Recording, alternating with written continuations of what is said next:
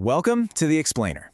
Today, we are digging deep into NVIDIA, a company that's not just part of the AI revolution, they're basically the engine driving the whole thing.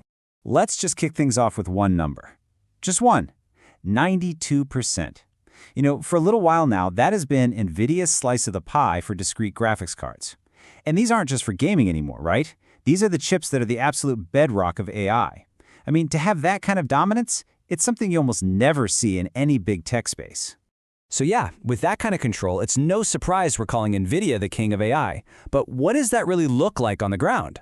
Well, it looks like a world where the demand is so absolutely off the charts, they can barely keep up. And you don't have to take my word for it. The CEO himself, Jensen Huang, says it pretty bluntly. He's talking about their latest and greatest, the Blackwell platform, and how sales are just, well, off the charts is his phrase. Cloud GPUs? Totally sold out. It's this incredible feedback loop, right? Every new AI breakthrough just pours more fuel on the fire, driving more and more demand for their hardware. Okay, so where is all this cash actually coming from? If we really want to understand NVIDIA's kingdom, we gotta pop the hood and see what's powering this machine. And let me tell you, if your first thought is video games, well, you're in for a bit of a surprise. And boom, here's the real story. Take a look at this. Gaming, the thing most of us probably associate with NVIDIA, is now just 11% of their revenue. The real engine, the absolute behemoth here, is their compute and networking segment. We're talking a whopping 89%. So what is that segment? Well, this picture says it all. We are talking about the physical backbone of AI. These AI factories, as they're called. Just massive, sprawling data centers packed to the gills, row after endless row, with NVIDIA's chips. This is what's powering, well, pretty much everything. And the scale of the growth here, it's just mind-bending. In their last fiscal year, total revenue shot up 114%.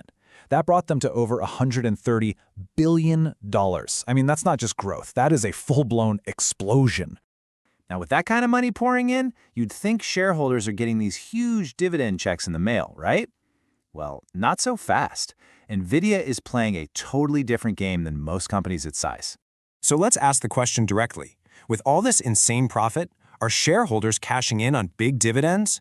And the answer is a big, fat no. Not even close.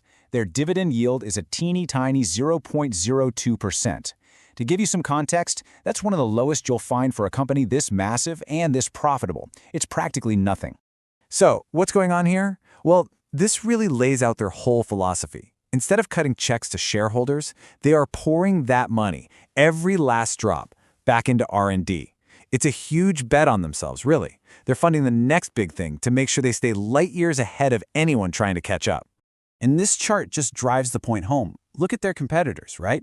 You've got established players like Intel and Texas Instruments. They're paying out 40, even 60% of their earnings to shareholders. And NVIDIA? Just 3%. It's sending a crystal clear message.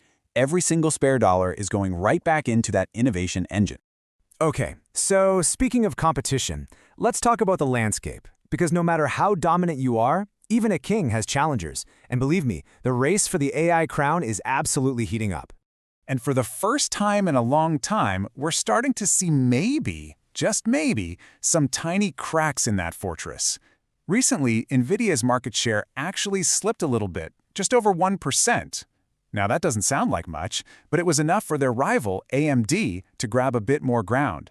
And, maybe more importantly, it let Intel finally get on the board with 1% of the market. But, market share is only part of the puzzle. When you look at the actual financial health of these companies, wow, NVIDIA is just playing a different sport. A net margin of over 55%, that doesn't just beat the competition, it absolutely dwarfs them. It shows you the insane profitability and the kind of pricing power they have right now. So all of this, it sets the stage for a really high-stakes future. The market is just so white-hot right now that every single time NVIDIA releases an earnings report, it's not just a test for them. It's become a test for the entire AI industry. One analyst called their earnings report a macro event. Think about that. The market isn't just looking for them to beat expectations anymore. No, they're looking for proof. They're looking for confirmation that this whole AI supercycle we're in is still just getting started.